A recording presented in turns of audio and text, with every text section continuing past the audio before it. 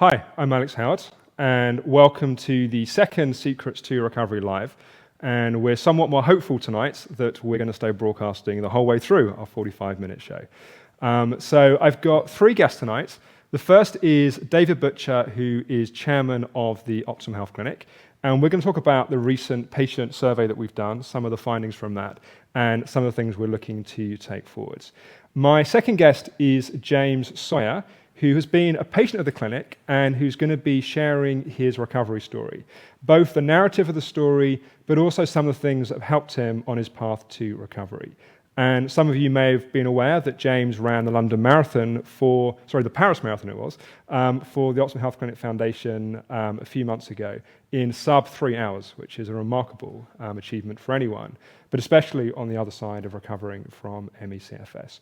And then my third guest is Helen Lynham, who is Director of Nutrition at the clinic, and we're going to be talking about POTS.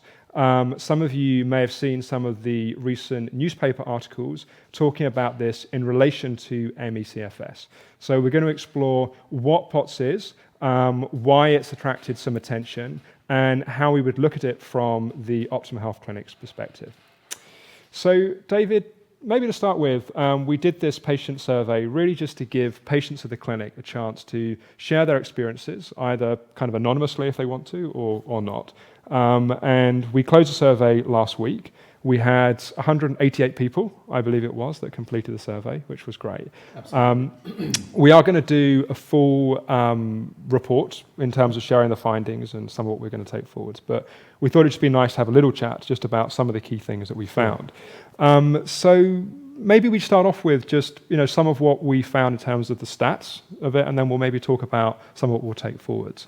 So I don't know if you want to start with. We had a pretty positive response in terms of... Absolutely, and I think the first thing to say is, a big thank you to all of our respondents, because the overall result was tremendously encouraging. 93% of respondents said that our treatments and their time with us was either helpful or extremely helpful. So that's obviously, very, very encouraging. Yes, and I believe also on a separate question, a similar number said they benefited from the Optimum Health Clinic. I think that was 93% too, yeah. And I think it's important to say we're certainly not saying these people have all fully recovered. I'm always highly suspicious of anyone that says, 95% success rate.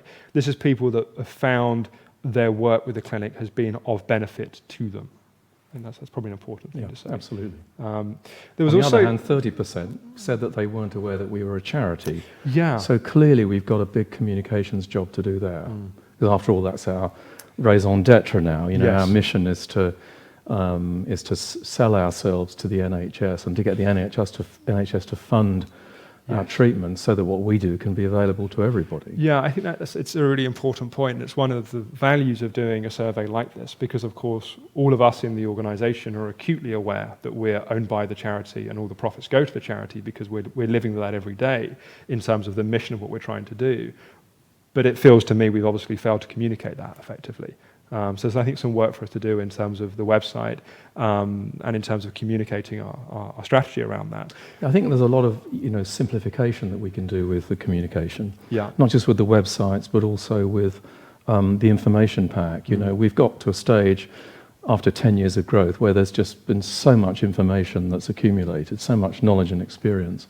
I think now's a good time to try and sort of distill all that down to the essential messages. So we need to do that not just with the website, but with the information pack as well, and we'll do that later in the year. Yeah, and that's right. And I think also... So it's great to have that feedback that we can now react to. Yes, and I know a few people also said, you've got the Freedom from ME website, you've got Optimum Health Community, you've got Secrets to Recovery, and there's not clear links between these. So again, we can definitely do that better, I think. Maybe a sort of a covering page that sets all the different sites out and then shows you where to go for what subject. Yes.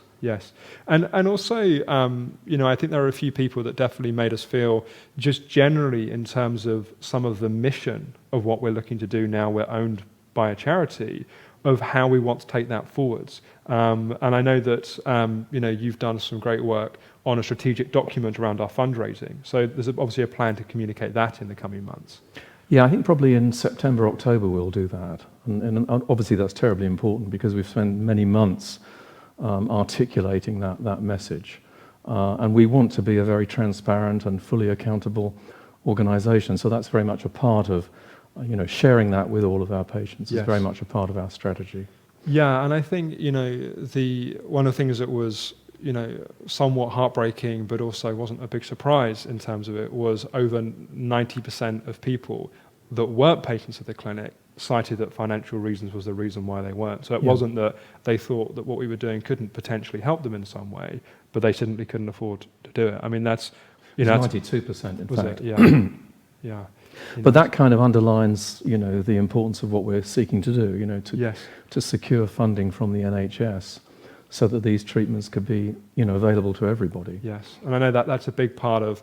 I know, just to say from my own personal experience, that I spent a small fortune on treatments before I discovered the Optimum Health Clinic, and in many ways what you guys do is pretty reasonably priced. But on the other hand, there are a lot of people out there who can't afford those treatments with us. Yes. Well, we've just got a couple minutes left, and James will be coming in a minute, but I think it's also, actually one thing before I even say what I was going to say there, that there was another piece of feedback that people were saying they'd like to have more opportunities to give feedback. So, for example, when they complete the 90-day program, that there could be a survey or a kind of patient feedback process then. So we'll definitely take that forward. Sure.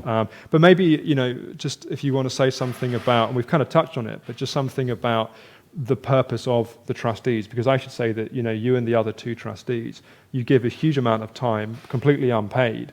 But I don't know if you just want to say a word or two about that role and, in a sense, your accountability as trustees to the organisation, to the Charity Commission and what we're doing. Sure. Well, I mean, the role of the Board of Trustees in any charity is to perform what the Charity Commission call governance. Yes. And strategic management. When it comes to governance, what that means is looking after the charity and having its best interests at heart all the time. So that means making sure that it's financially solvent and that it's well run, and above all, that it's looking after its patients and delivering to patients, the promises that we've made in terms of care and support and advice. Yes. So really, the Board of Trustees is making sure that all of that happens.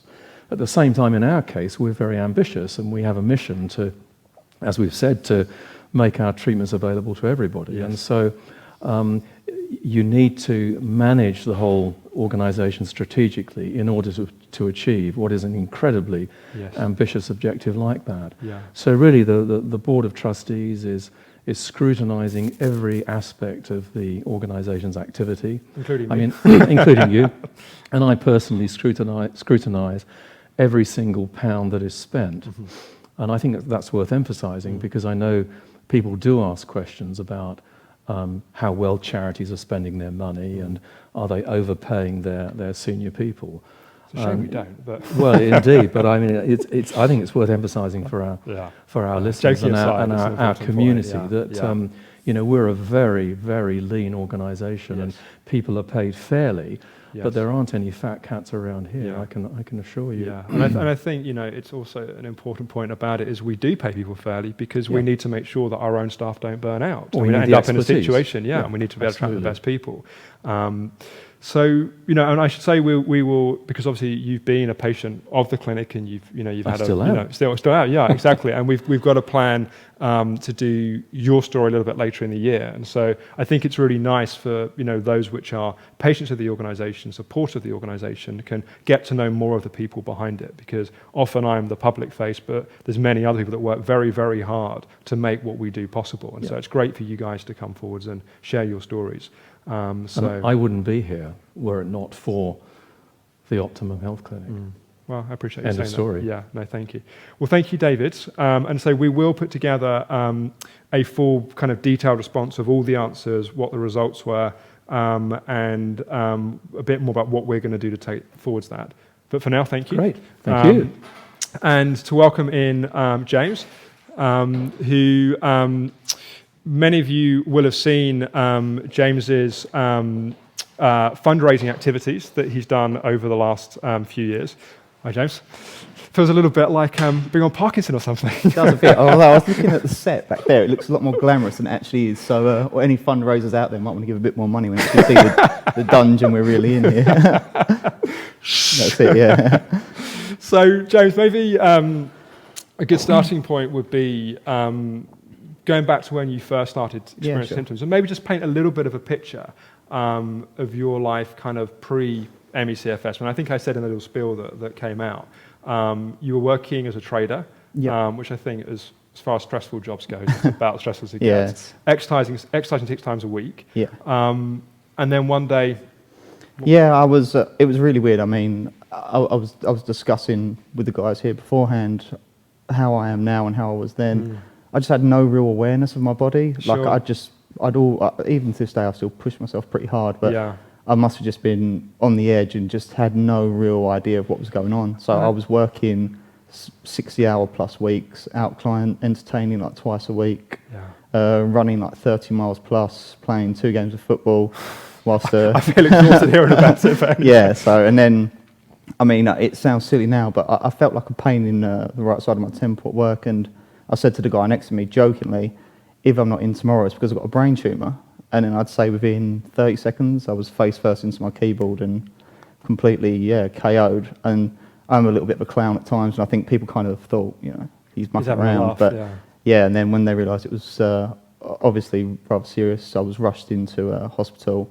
Was in there basically overnight. Yeah. Then the next day I felt a little bit groggy, but nothing too spectacular. And did they say what had happened? Was it just no, I mean, they were kind of saying he might have had like the guy that I was with was panicking because they're saying he might have had a stroke, and I'm kind of sat there like, well, can somebody tell me if I have or not? I kind of want to know. They were saying that he's just when they kind of describe what I did, they're like, oh, he's just an idiot, send him home. So I went home, slept it off, woke up in the morning, felt a bit groggy, didn't go into work. Following day, tried to go back into work and literally felt like I'd been hit with a sledgehammer. I've just had nothing. Yeah. And from going from having everything and being so outgoing, and I just, was completely wiped out. Were there, sometimes when you kind of take time to look back, you can see warning signs before. Like, were there any warning signs? Was it literally just out of nowhere? Mine, as you know, everybody's story is so different, and that's the most frustrating thing about this. Mine literally just came from nowhere. Like, it was maybe if I could go back now and I had the same kind of realization, then I'd be like, whoa, alarm bells would be ringing. But at the time, I literally saw nothing coming, and then I just completely crashed. And from there, it took a little while. I kept seeing various doctors, and they were saying, it's just take paracetamol and relax. But your own body, and I knew I was in real trouble. And my girlfriend at the time, I was. Now my wife, by the way, she's not gone. Sure. I was saying to her, I know something's not right. And then eventually we saw a really good doctor that diagnosed me, first of all, with influenza A, which then developed into CFS. And at that time, what were the main symptoms? Obviously, there was the fatigue, and there was the initial kind of shock. I really wish I brought it with me today, but it's a beautiful pink diary that I have. Okay. And I remember as clear as day. I'll never forget the symptoms. I used to get a throbbing around the temple. I'd literally felt like I'd been beaten up because my shoulders were killing my chest. But I think a lot of that, I was in a lot of pain, like throughout my body. Sometimes I'd have raging headaches. I couldn't get out of bed. Other days my stomach would feel like there'd been an explosion inside. It was just agony throughout my body. And when I remember I used to write down, bear in mind what I used to do, a massive job for the day for me would be putting the washing on and maybe being able to hang it out. And then I'd have to literally rush back to the sofa and lay down. Not calmly walk back to the sofa. I mean, I was, I remember one of the worst days, because my wife's a special needs teacher, so it was amazing that she kind of had, if it was roles reversed, I would never have been as understanding as she was. She was just absolutely incredible. Sure. So she literally, we walked, I'd say, 15 metres outside the front door, and I could have burst into tears. I just said to her, I can't do this. And I think, one of the things that I think it's important to say is that, people, know that our audience that are watching this, I'm sure the vast majority of people that suffer from ME/CFS, that, they've got they get it. But to the kind of general public, people say, well, we all get tired. Couldn't you just kind of push through it? If it was possible to push through it, in terms of personality characteristic, you would have done it. I mean, I couldn't watch TV because I was so tired that I couldn't focus. And that's just pure exhaustion. If I tried to focus on the TV, it felt like my head was going to explode. That's how tired I was. And I mean, I've never, ever in all my life experienced tiredness like it. And again, coming from the other side of the fence, if I would have gone around and somebody would have said that to me without experiencing it, I wouldn't have believed. I'd been like, I've been tired before, you know, kind of. So it's so humbling for me in a way to go through that, because I would never, ever have been able to. And that's what I try to get across to people, similar to my personality, that until you go through something like that, you can't experience. You have no idea what people are suffering with, because it's, for me, it's one of the worst. Well, it is the worst thing I've ever been through in my life, and it was so. I mean, I had to go on to antidepressants, and I couldn't ever imagine doing that. You know, one of the things I'm curious to kind of ask you about is, you know, often people, and again, I know our audience get this, but I think it's an important point to make, that people will often say, you know, well, you're just depressed. But of course, if you can't hardly get out of bed, and you can't watch TV, and you can't do any of the things that you like to do, if you don't get depressed, there's probably something wrong with you. If you're just I would say it's completely normal. I was basically in prison. I was trapped in the house. I felt like I'd gone from the most confident person in the world to like a 90-year-old man. I was petrified of everything. I went for a walk one day and a bus went past me, and I felt like I was going to pass out because I was that frightened. Like anything, I was having like panic attacks. I mean, anybody that's watching this is going through this. I mean, I can't. It's just being frightened about nothing. And then the snowball effect, where it just builds up, and you've built a monster out of absolutely nothing, and then you've no energy, and you just. I mean, there's just so many things that it's just atrocious to go through. It really, really is. And I think one of the other things that's really important, and again, I'm sure people are aware of this, but I still think it's an important point to make, that people say, you know, for example, you know, oh, you're depressed. And one of the ways that actually Jess and the psychology team first kind of conceptualized this for me, where she said, if you're depressed, all you want to do is get into bed and hide away from the world. If you have ME/CFS, all you want to do is get out of bed and come out into the world. You know, if you have anxiety, that's just anxiety, that normally if you go and do some kind of physical exercise, it helps you feel better because it burns off the energy. If you have ME/CFS, you can't do that, and you end up anxious because you can't do anything, not you can't do anything because you're anxious, although it can be its own loop in the end. You're just trapped. You're literally trapped the whole time, and to not be able to get away from it, and you're just there with your thoughts, which are, in my opinion, the most dangerous thing. That you're hurting yourself more than anything else, and until you learn the techniques that I learned at the clinic, you don't have an answer, and you're just sitting there beating yourself up all day. Well, we'll come back to that bit in a second. I just wanted, before we do, so you were unable to work and you were experiencing all of these kind of symptoms. You know, very lucky to have the support of your now wife. How did that unfold? I mean, how long were you kind of like that for? And I fell ill the 23rd of March 2011. You remember the day? I was going to get it tattooed on my chest, but I ended up getting Anything's Possible instead. I don't really like tattoos. I see, this is so boring. I see tattoos. I see tattoos as clothing. Would you wear something 10 years ago that you wear today? So that's my rationale for not getting a tattoo. But if it was post Watershed, I'd ask you to show the tattoo. But I'm not sure if we're allowed to do that at 7 o'clock, 6 o'clock. So it was 23rd of March. 23rd of March 2011. I hit rock bottom on the 26th of October 2011. That was the day when I wouldn't get out of bed, or couldn't get out of bed. I just couldn't do it. And my wife, we had a problem with the car, and she said, "Will you come down to the thing?" And I couldn't. I just cried in bed, and I think it set her off. And then when she started crying, it kind of gave me a bit of a kick that I needed. And then I said, I think I'm ready. I need to go on to antidepressants now, because I'm at rock bottom. I can't function anymore. So that was 6 months of your life kind of being like that. How did it, what happened from there? I mean, we used to have, we had a massive wall chart on the wall. So a good day was smiley face, average day, normal, and then bad day, frowny face. And looking at the wall, it's just all black frowny faces from October through to December, and Christmas was my favourite time of the year. And to go through something like that at Christmas was just, it was so hard for all my family to see, and friends and people that would come around, and I'd just be literally. That's one of the other things that's so difficult, is you want to put on a front for everyone else, but you can't do it because I think the only person that actually knows what I went through is my wife, because when people come around, you give it, you put on a performance, and whatever energy you have, you kind of project out, but when they go, and then you're back to square one again. So so you got through kind of Christmas, and then how did your path unfold from there? Nick found you guys online. I put so much faith in my doctor, he's an amazing doctor, and we're very close friends to this day. We're very close friends. We're close to this day. And I put so much faith in him because I felt like I had, he was kind of like not a father figure, he was something that I would hold on to. And he always seemed to have some kind of answer, whereas nobody had any answer. So Nick said to me, we're trying something else. He's not failing you, but in a way he is, because he's not letting you go. Yes. Then we came across you guys, and the amount of times I said this to you, it just changed my life completely. Yeah. I did the workshop here when I first came. That was in January 2012.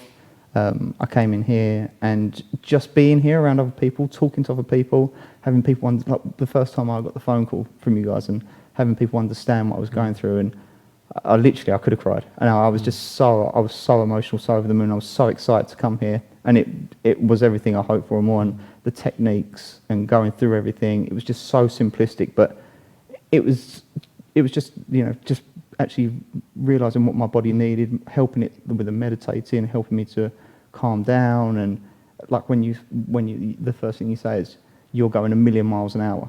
And I'm like, I'm so calm. And you're like, you're not, you're in a state, basically in a state of shock right now. And I didn't even realize that I was. But then when I actually took the time to meditate and calm down, and you're like, oh my God, I'm in real bother here. Yeah, I mean, I think it's sometimes we're so normalized to being in the state that we're in that we don't even realize. That the analogy we sometimes use, it's like you take a frog and you put it in a glass of boiling water, it will jump out.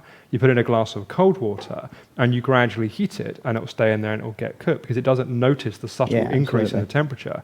And when we get more and more used to be in a high state of anxiety and fear and reaction to our symptoms, it becomes normal. We don't notice it. Yeah. And I should say that through Secrets to Recovery Live, we'll do a whole range of different recovery stories. People who've been ill for short periods of time, long periods of time, people that have had simple past recovery, complex past recovery.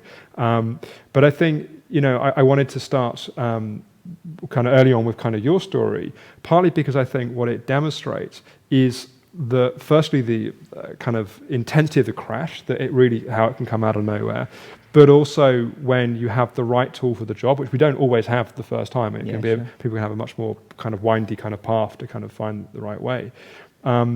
But it sounds like the 90-day programs, I think was what you went on for you, was the thing that absolutely helped kind of nail it. And I'm curious as to, it sounds like psychologically there was an immediate kind of lift, but in terms of the effect physically, how did that kind of move forward? So without a shadow of a doubt, the nutrition. So I knew, coming from like a very healthy background, I thought I knew what my body needed, so I was loading up on carbs and stuff. But with that kind of food, you go up and then you crash back down. Every time I'd come back down, I'd start panicking and send my body into the unhelpful spiral again. So you were blood sugar crashing, that's interesting, and that was triggering the anxiety. Yeah, so that's interesting. Because that was kind of the first thing that happened to me, the exhaustion. Every time I got tired, I'd panic. And then I'd just go into like a complete state, and just by having the balanced diet and getting my nutrition right, it gave me more energy, which then gave me more confidence because I was never crashing. By having that extra energy and having a steady progress throughout the day, then you start forgetting. It's like how you said earlier with the frog. When you're constantly telling yourself, "I'm ill, I can't do this," then it's like kind of like muscle memory. Your mind never forgets. So as soon as you wake up, the first thing you do the full body scan. So you're like, am I okay here? Is my chest okay? And then before you know it, you've put yourself in the state you don't want to be in already. Yeah, and it's also I wanted to pick up quickly as well on something you said about you would get exhausted, or your blood sugar would crash, or whatever the trigger was, and then you'd get a massive rush of anxiety. Yeah. And that's a really good example of what I would consider biologically induced anxiety. Because there's of course the psychology tools are super important for many people, but sometimes what triggers the anxiety patterns is actually a biological change. And then of course using psychological tools we can help calm down that response. But dealing with the physical things that are happening, both in terms of nutritionally, but also if someone is that they haven't got their pacing level right and they're doing too much activity, they're crashing, anxiety goes through the roof because the body's crashing, it pumps adrenaline to try and lift the energy up again. And so identifying those kind of triggers, I think, is super important. And it sounds like, by managing your activity better and by kind of dealing with the nutrition side. Trial and error, It's like the wall chart and the diary and kind of, like I said, like having Nick, my wife, she was just incredible. Like the support she gave me and throughout was just, ridiculous. So Yeah. And so you did the 90-day program and you did the nutrition work. Yeah. And how did the path move from there? Was it a straight line? Were there bumps in the road? What? It seemed to move, going from the confidence that it gave me from just coming here and realising I could, because I was just telling myself that I couldn't do anything, just rest, don't do anything. But yeah, she gave me a good kick at home and just knew the kind of person I was. So she was like, no, push hard. If that's what you are, then you push hard. And I was scared to go back to the gym, but she like literally within a week of being here, just was like, try it. What's the worst can happen? You can either sit at home or try it.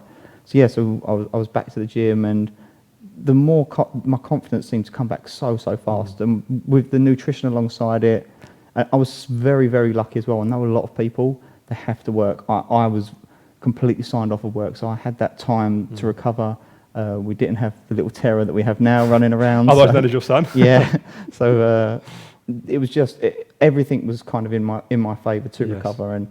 But at the same time, like I said, I'm in contact with my doctor, and I get a lot of referrals from people suffering from ME and CFS, and it frustrates me so badly that I give them my time, I try and help them, but they don't follow through with it. Like for me, I lived everything you told me to an absolute T. And I understand people, everybody's a different mentality, but I think if you really want to recover, you have to believe you're going to, number one. Number two, you have to do it. You can't have 2 cheat days. So I'll eat whatever at McDonald's today, and then you start feeling terrible, and then you crash again. I think it has to be consistent. For me. Yeah, and I think it's really interesting. I think there's that place between you have to be committed and you have to be determined, and you also have to surrender to accepting where you are. And that's a theme we've touched on in Secret Recovery quite a lot before, but we'll get into more in Secret Recovery Live. But I often think that for someone like your experience, the character that caused you to get sick, the driving, the pushing, the trying to do everything to the extreme, is also the personality traits used in the right way can help you recover. Using the wrong way just causes you to come. Yeah, of course. I'm not being judgmental of anybody whatsoever. How everybody recovers in their own way. Yeah. And I'm so sympathetic for anybody going through this. So I'm not standing saying that's clear. You have to. Don't worry, that's clear. You have to. But I think it's totally. And sometimes the discipline and the commitment is to not push oneself. But if your tendency, like yours was, to keep pushing, sometimes we have to have the discipline to stop. And that's what's difficult. But whatever the path is, what you're describing is true. There has to be the commitment to find the way. So let's come a little bit. We've got kind of 5 minutes or so. Let's come a little bit into kind of life the other side. Sure. So obviously, you from that path, you kind of found your way to recovery. Yeah.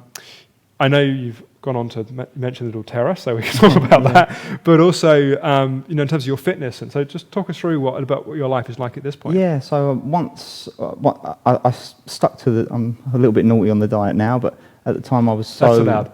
I won't tell the director nutritionist that's over there. I think I was still very frightened. Like so I stuck to the diet to a T. I really got back into my football and fitness and stuff like that. But at the same time, I was physically better, but mentally I was still shaky. Like I was still scared of a lot of things, and will it come back? Because you hear these horror stories. Sure.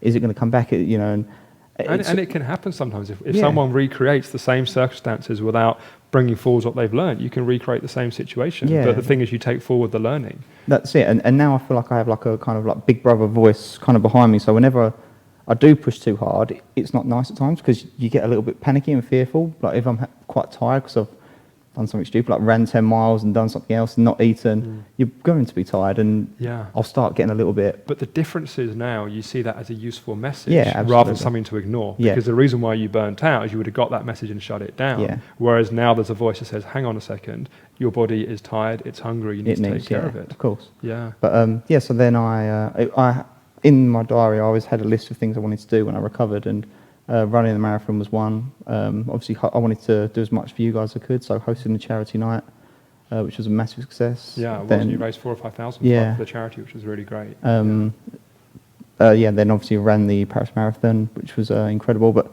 literally as soon as I recovered, because my wife came to see me when I first collapsed, and they wouldn't let her see me because I was in critical care, and they said, "Oh, she's only, who are you? You're kind of his girlfriend." So the first thing we wanted to do was get married. So to literally, as soon as I felt I was better, we called up the registry office, and 2 weeks later we were married. Okay. Another example of the no hanging about James. Saved us a lot of money as well. So yeah, I was over the moon with that.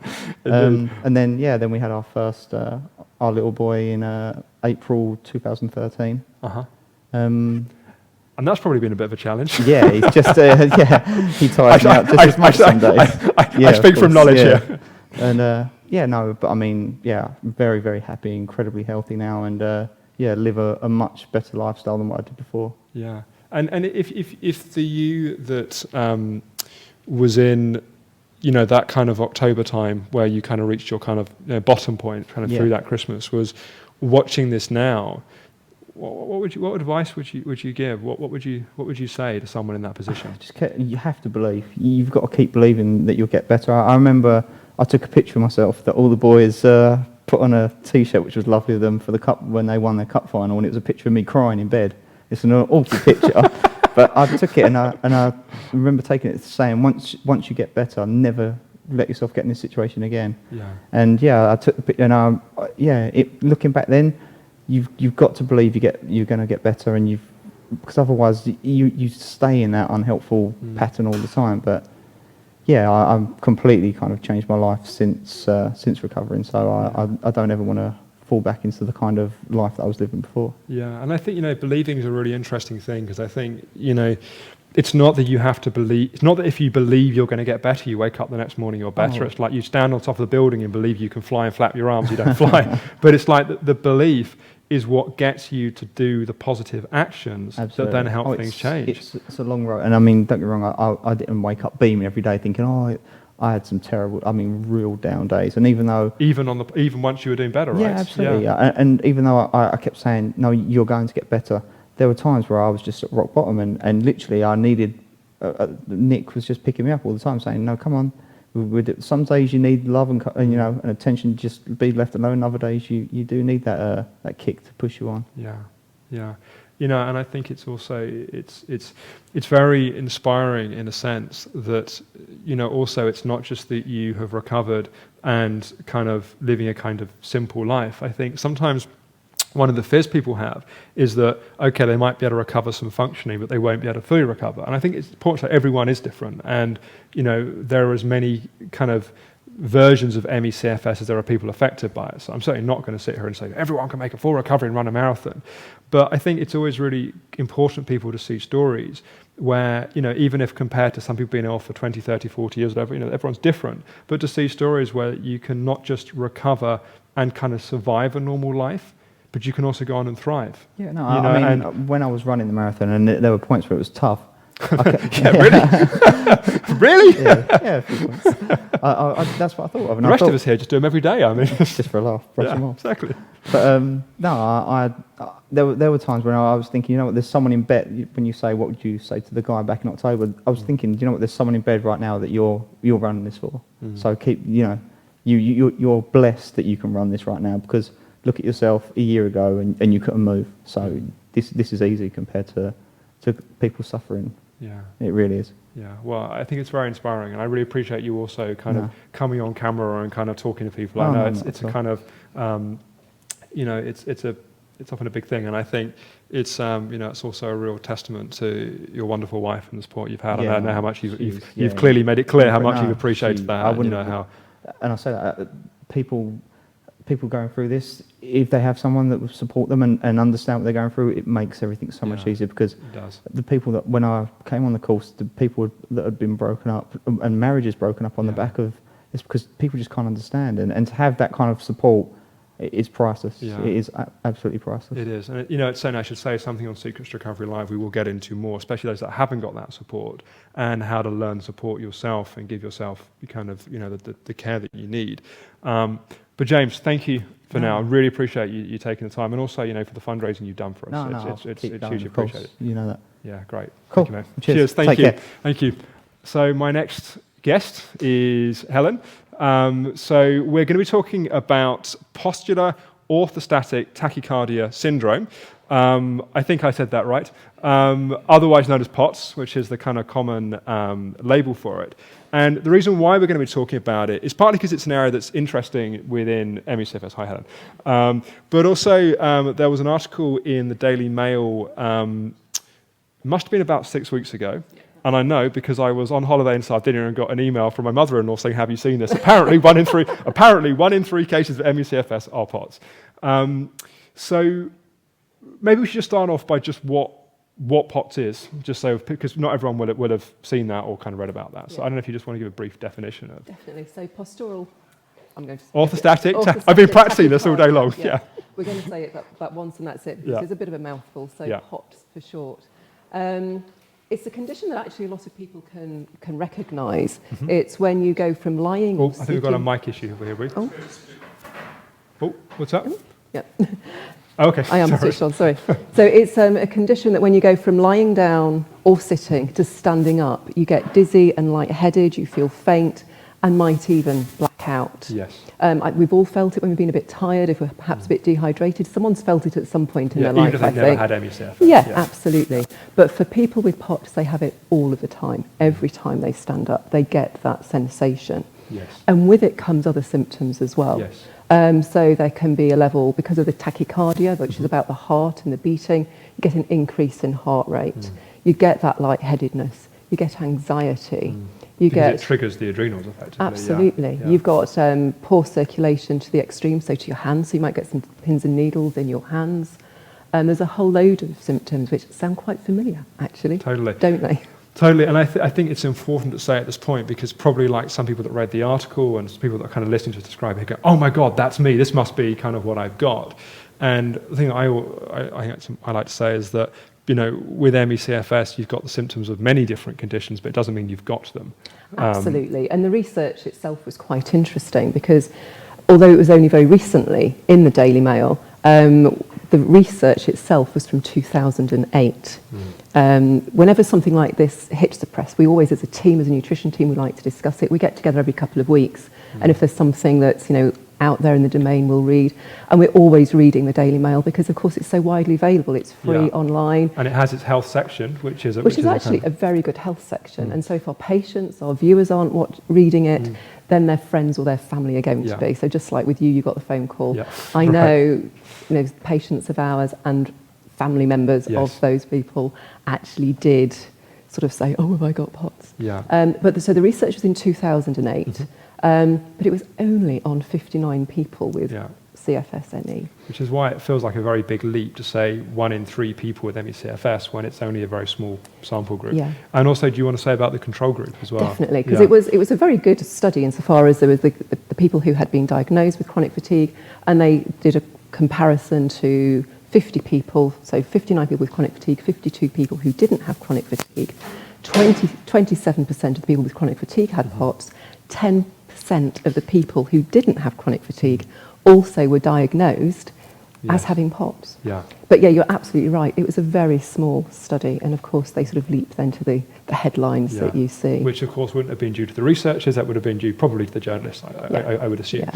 So how do you diagnose POTS? That's probably, and I think perhaps part of the reason why it's of kind of interest to the ME/CFS world, apart from obvious reasons, is that it actually has a diagnostic test, which is always attractive when the frustration we always have with ME/CFS is diagnosis of exclusion, which is a very frustrating whole other conversation we'd have on that. But I mean, although I would still say POTS is a syndrome, and we'll get on to the causes of it and things shortly, as you say, it does at least have a diagnosis, so people can have a label of something that they have rather than a list of something that they don't have. Yes. So to actually get diagnosed, you actually have to go onto something called the tilt table.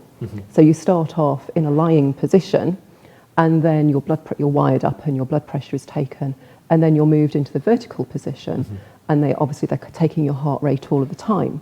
And if there's an increase of 30 beats per minute, or if your heart rate goes over 120 beats per minute within 10 minutes of getting into that upright position, then you have the diagnosis. Okay. It's worth pointing out, though, and actually one of our viewers tonight, Nikki, thank you very much for emailing me.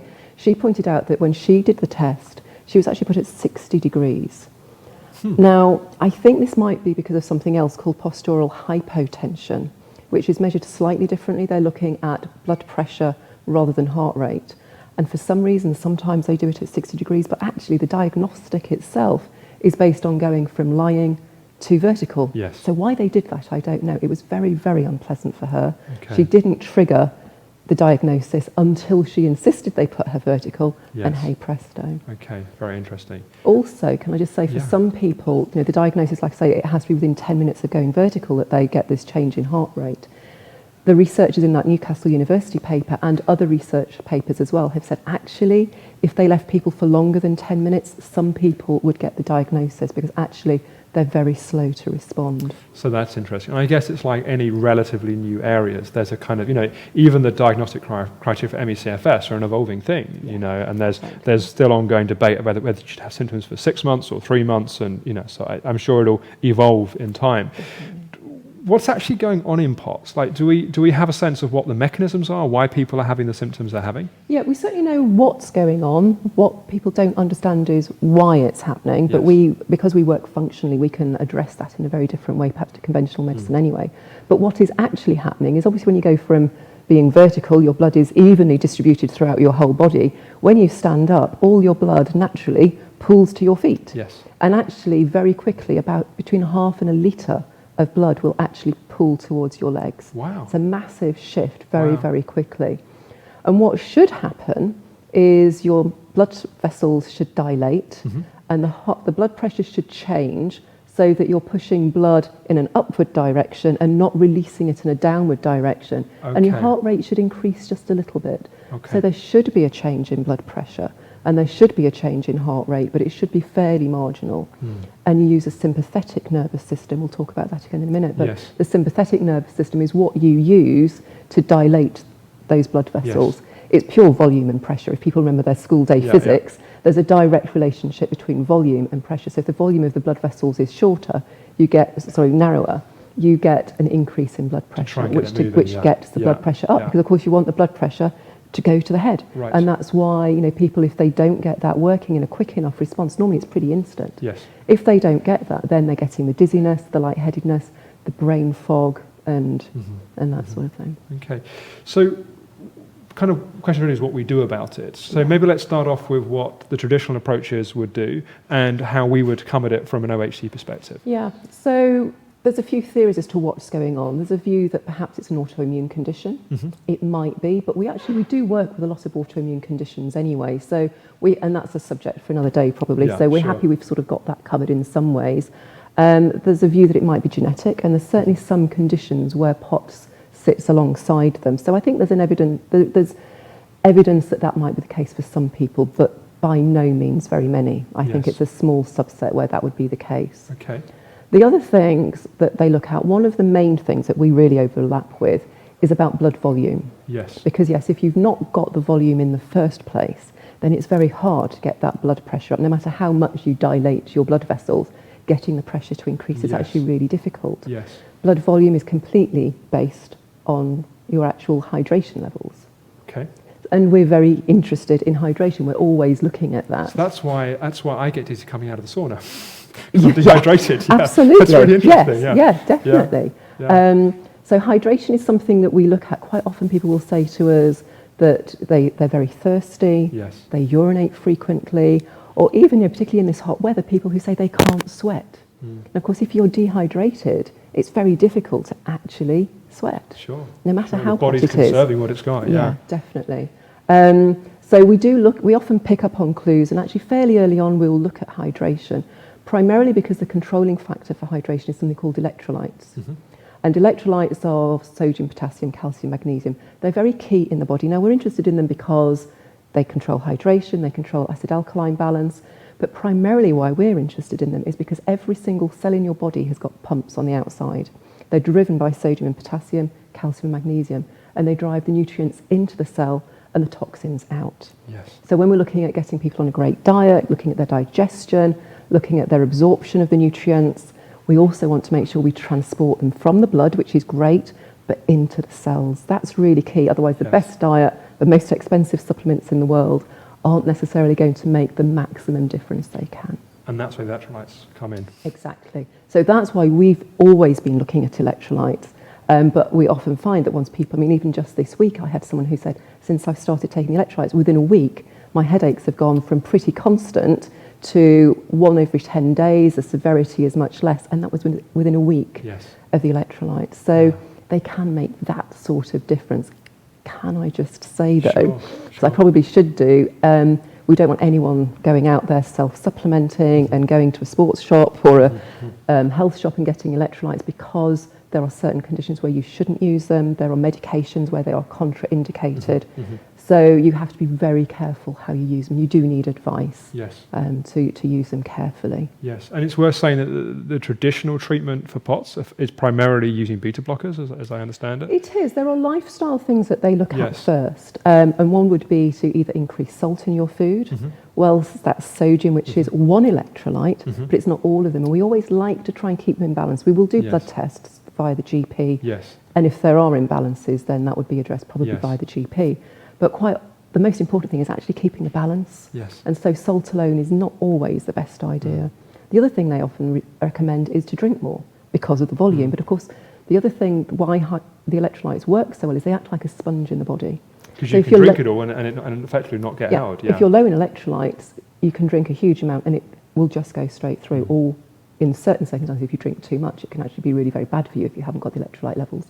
So we would always be very cautious about saying drink more, because you should never really be drinking more than 3 or 4 litres, again, without professional advice, because it can be bad for you. Yeah, and I think, one of the things that I remember you said to me when we were speaking last week is that POTS effectively is a symptom as opposed to a disease, in a sense. So it's a symptom of ME/CFS, or standalone, let's say, but it's a symptom that needs to be, the way we work very much on the nutrition side is we don't find a pill for an ill, but we want to understand the process of what's happening around it. Would that be accurate? Absolutely, because there's a second process as well, which is looked at in conventional medicine that we all also look at, but again in a slightly different way. They often find that something called noradrenaline, which is very similar to adrenaline, is actually very high. And that's something that we're looking at through, because that's the stress hormone that is used in conjunction with cortisol in the body. We actually are constantly looking at people's cortisol levels. It was very interesting hearing James's story, all of that stress, that fight, flight, freeze response, which was being used to the absolute limit. That is often the case. It might not be someone working in the city, but someone who's had a really bad virus, that's just stress on the body. All sorts of stressors can affect the adrenals. And if you've got very high levels of cortisol, then you have to use a lot of adrenaline or noradrenaline to get a response from going from lying to standing. It doesn't matter that your cortisol levels are already high. You have to use even more adrenaline and noradrenaline to get that response. And of course, if your cortisol levels are low, which we also often find when people are effectively burnt out, and there's the term adrenal fatigue that's often used. At that point, you will use a lot of adrenaline and noradrenaline to effectively whip the adrenals to produce something and respond. And I wonder if it's those people who actually take more than 10 minutes to respond to that test, because actually it takes a much, much more effort to get there. So that's something that they found conventionally is happening, and that's something we're addressing again. Yes, and so if somebody's watching this, we're nearly out of time, but if someone's watching this and it really feels like a core symptom in terms of what they're doing, what should they do? Well, they should definitely talk to us. If they're really concerned about it, the GP is actually the primary focus, obviously. And they can do the diagnostic test there as well. Not all GPs know about it, actually, in fairness. It's a bit like ME/CFS, you have to educate them first. And what we don't want is GPs overrun with people going and asking for a diagnosis. But it can be useful to have that. There are medications that are sometimes used in extreme cases when the lifestyle factors don't work. We would work alongside them. Obviously we respect those. Sometimes it limits what we can do, because getting to use electrolytes when someone's on heart medication is actually very difficult. But certainly talk to, if they're with us and they've got a nutritional therapist from our team, they must talk to them and we can see what we can do. And if they're really, really concerned, then definitely talk to the GP. Yeah, totally. And I think the headline anyway is we're really seeing it as a symptom of something that's going on, and like all symptoms, we want to understand why is it happening, not just what's happening, and trying to kind of target that it's directly. It's absolutely getting down to the fundamental functional imbalance, and certainly supporting the adrenals, Supporting the nutritional stresses. So again, Yes. as James said, sort of by managing his blood sugar levels, that's a stress that you can control. Yeah. That's sorted once you've got that mastered. Yes. And working with our psychology team as well, of course, Yeah. to help the response to stress, because it's very important to support the adrenals if you do have POTS. That's great. Well, thank you, Helen, for giving us your time. And we're out of time for today, but thank you everyone for watching. We're still working on the plan for the next Secrets to Recovery Live. It will be, I think, the first Monday in September, which is after the bank holiday. I haven't got my diary, but I think it's about the 7th, something like that. But we'll let you know through the newsletter. Still working on who the guests will be, but I know Jess Thompson, who's Director of Psychology, will be talking in this segment, and we'll certainly have a recovery story in there as well. If you want more information on the clinic, you can certainly go to freedomfromme.co.uk, where you can order a free information pack and also have a 15-minute chat with someone from the nutrition team, such as Helen, or someone from the psychology team. Also on this website, where you may be watching this video, you can also find out more about Secrets to Recovery, where we have over 100 hours of audio and video interviews with inspirational recovery stories like James's, in a very broad kind of set of different stories, backgrounds, length of illness, and all that kind of thing. And also tips and strategies from Helen and the rest of the team as well. So thank you for watching. If you've got any comments or questions or thoughts, please do share them on our Facebook. You will find it if you go to facebook.com and just search Optimum Health Clinic. Thank you for watching, and we look forward to talking with you again, hopefully very soon. Bye-bye.